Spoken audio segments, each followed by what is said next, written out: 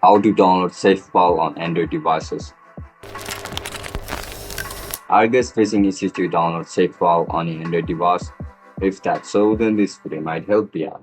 Without further ado, let's get started. First of all, open Play Store on your mobile device. Once you open the Play Store, now click on the search icon and search for SafePal.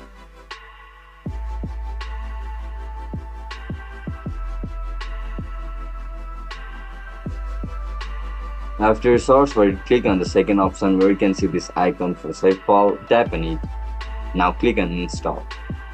As soon as you click on install, your app will start to download. It will vary according to your Wi-Fi speed, and as you guys can see, it's installing on your device. As soon as it gets installed, just simply tap on open, and that's it guys. That's how you're going to download SafePal on your Android devices.